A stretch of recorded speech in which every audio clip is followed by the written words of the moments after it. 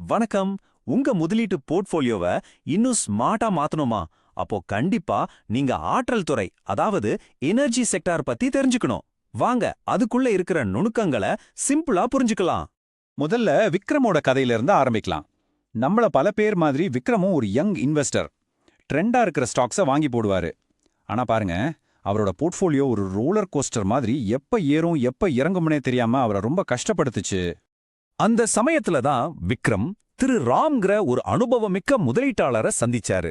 அவர் விக்ரம் கிட்ட ரொம்ப சிம்பிளான ஆனா ரொம்ப ஆழமான ஒரு கேள்வியை கேட்டாரு. அந்த ஒரே கேள்வி விக்ரமோட முதலீட்டு பார்வையே மொத்தமா மாத்திருச்சு.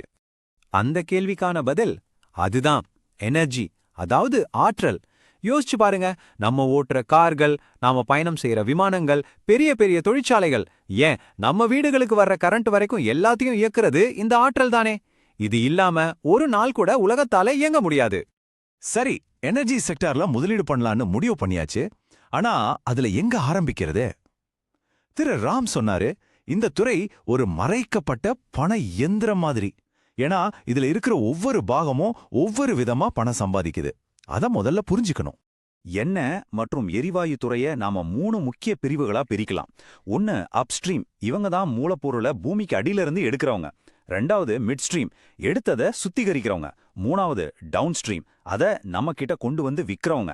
இந்த மூணையும் புரிஞ்சுக்கிட்டா நம்ம வேலை ரொம்ப ஈஸி. ஓகே, இப்போ இந்த மதிப்புச் சங்கிலியோட ஒவ்வொரு பகுதியும் எப்படி பணம் சம்பாதிக்குது, அவங்களோட பிசினஸ் மாடல் என்னன்னு கொஞ்சம் ஆழமா பார்க்கலாம் வாங்க. முதல்ல அப்ஸ்ட்ரீம். சிம்பிளா சொல்லணும்னா, இவங்க தான் கிணறு தோண்டி கச்சா எண்ணெயையும் இயற்கை எரிவாயுவையும் பூமிக்கு அடியில இருந்து வெளியெடுக்கிறவங்க. இவங்க தான் இந்த ஆட்டத்தோட ஆரம்ப புள்ளி. நீங்க ஒரு அப்ஸ்ட்ரீம் கம்பெனில முதலீடு செய்ய போறீங்கன்னா சில விஷயங்களை கவனிக்கணும். உதாரணத்துக்கு, உலக சந்தையில கச்சா எண்ணெய் விலை ஏறுனா இவங்களுக்கு லாபம் கொட்டும். அதே மாதிரி புதுசா எவ்வளோ எண்ணெய் இருப்பை அவங்க கண்டுபிடிக்கிறாங்கங்கிறதும் அவங்களோட வளர்ச்சிக்கு ரொம்ப முக்கியம்.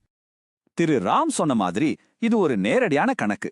கச்சா எண்ணெய் விலை ஏறும்போது இவங்களுக்கு லாபம் அதிகம், விலை குறையும் போது லாபம் குறையும். அதனால இது ஒரு சுழற்சி சார்ந்த, அதாவது சைக்கிளிக்கல் முதலீடு. அடுத்தது மிட்ஸ்ட்ரீம் மற்றும் சுத்திகரிப்பு. பூமிக்கு அடியிலிருந்து எடுத்த கச்சா எண்ணெய அப்படியே நம்ம வண்டியில ஊத்த முடியாது இல்லையா? அத பெட்ரோல், டீசல், விமான எரிபொருளா மாத்திர இந்த முக்கியமான வேலையை இவங்க தான் பாக்குறாங்க. சுத்திகரிப்பு நிறுவனங்களை பொறுத்த வரைக்கும் கிராஸ் ரீஃபைனிங் மார்ஜின், அதாவது ஜிஆர்எம் தான் ரொம்ப முக்கியம். ஒரு பேரல் கச்சா எண்ணெயை சுத்திகரிச்சு அவங்க எவ்வளவு லாபம் பாக்குறாங்கன்னு இது காட்டும்.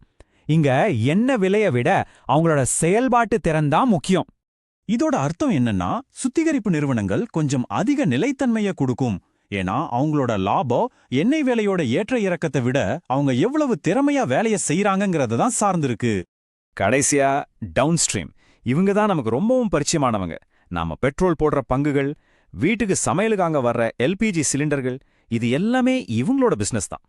டவுன்ஸ்ட்ரீம் கம்பெனிகளோட வெற்றி நம்மள மாதிரி நுகர்வோரோட தேவையை நம்பி இருக்கு. ஒரு நாட்டோட பொருளாதாரம் வளரும்போது மக்கள் அதிகமா கார்கள் ஓட்டுவாங்க, பயணம் செய்வாங்க. அதனால எரிபொருள் தேவை அதிகமாகிறது இவங்களுக்கு ஒரு பெரிய பிளஸ் பாயிண்ட். திரு ராம் சொன்ன மாதிரி நாட்டோட பொருளாதாரம், அதாவது ஜிடிபி வளர வளர எரிபொருள் தேவையும் வளர்ந்துகிட்டே இருக்கும். இது டவுன்ஸ்ட்ரீம் கம்பெனிகளுக்கு ஒரு நிலையான, நம்பகமான பணப்புழக்கத்தை கொடுக்குது. ஆக சுருக்கமா சொல்லப்போனா, அப்ஸ்ட்ரீம்ங்கிறது மூலப்பொருளை விற்கிற பிசினஸ். இதுல ரிஸ்க் அதிகம், ஏற்ற இறக்கங்களும் அதிகம். ஆனா டவுன் ஸ்ட்ரீம்ங்கிறது ரெடிமேட் பொருளை விற்கிற பிசினஸ். இதுல நிலைத்தன்மை அதிகம். இந்த ரெண்டுக்கும் உள்ள வித்தியாசத்தை புரிஞ்சுக்கிறது தான் ஒரு சமச்சீரான போர்ட்ஃபோலியோவை உருவாக்குறதுக்கான முதல் படி. சரி, இவ்வளோ விஷயங்களையும் தெரிஞ்சுக்கிட்டோம். இப்போ இதையெல்லாம் வச்சு எப்படி ஒரு நல்ல முதலீட்டு உத்தியை உருவாக்குறதுன்னு பார்க்கலாம் வாங்க. திரு ராமோட முக்கியமான அட்வைஸ் இதுதான். டைவர்சிஃபிகேஷன், அதாவது பல்வகைப்படுத்துதல். ஆற்றல் மதிப்பு சங்கிலியோட ஒரே ஒரு பகுதியில மட்டும் உங்க பணத்தை போடாம பிரிச்சு முதலீடு செய்யணும். அப்பதான் ரிஸ்க குறைக்க முடியும். இதோ பாருங்க, விக்ரம் உருவாக்குன ஒரு பேலன்ஸ்டு போர்ட்ஃபோலியோ. அவர் அப்ஸ்ட்ரீம், ரிஃபைனிங், டவுன் ஸ்ட்ரீம்னு எல்லா பிரிவிலையும் முதலீட்டை பிரிச்சிருக்காரு. இதனால ஒருவேளை என்ன விலை குறைஞ்சா கூட டவுன் ஸ்ட்ரீம் நிறுவனங்களோட நிலையான வருமானம் அவரோட போர்ட்ஃபோலியோவை காப்பாத்தும். இதுதான் ஒரு புத்திசாலித்தனமான அணுகுமுறை. இப்போ நீங்க உங்க முதலீட்டு முடிவுகளை எடுக்கும்போது என்னென்ன விஷயங்களை முக்கியமா கவனிக்கணும்னு பார்க்கலாம். ஏன் எனர்ஜி பங்குகள் முதலீட்டாளர்களுக்கு ஒரு நல்ல ஆப்ஷனா இருக்குன்னா, பெரும்பாலும் இந்த கம்பெனிகளுக்கு குறைந்த பிஇ ரேஷியோ இருக்கும். அதாவது விலைக்கேற்ற வருமானம் அதிகமா இருக்கும். அது மட்டும் இல்லாம நல்ல டிவிடெண்ட் கிடைக்கும், பணப்புழக்கமும் ரொம்ப ஸ்ட்ராங்கா இருக்கும். இது நீண்ட கால முதலீட்டாளர்களுக்கு ரொம்ப நல்லது. நீங்க எனர்ஜி செக்டார்ல முதலீடு செஞ்சா இந்த சில விஷயங்களை தொடர்ந்து கண்காணிக்கணும். கச்சா எண்ணெய் விலை எப்படி போகுது, ஜிஆர்எம் எப்படி இருக்கு, எரிபொருள் தேவை அதிகமாகுதா, அரசாங்கத்தோட கொள்கைகள் என்ன, இதெல்லாம் ரொம்ப முக்கியம். கடைசியா இந்த ஒரு விஷயத்த ஞாபகத்துல வச்சுக்கோங்க. நீங்க ஆற்றல் நிறுவனங்கள்ல முதலீடு செய்யும்போது ஒரு நாட்டோட பொருளாதாரத்தையே இழக்கிற அந்த எரிபொருள்ல நீங்களும் ஒரு பங்குதாரராகிறீங்க. இந்த பகுப்பாய்வு கல்வி நோக்கங்களுக்காக மட்டுமே. எந்த ஒரு முதலீட்டு முடிவையும் எடுக்கிறதுக்கு முன்னாடி உங்க நிதி ஆலோசகரோட கலந்து பேசுறது ரொம்ப ரொம்ப அவசியம். நன்றி.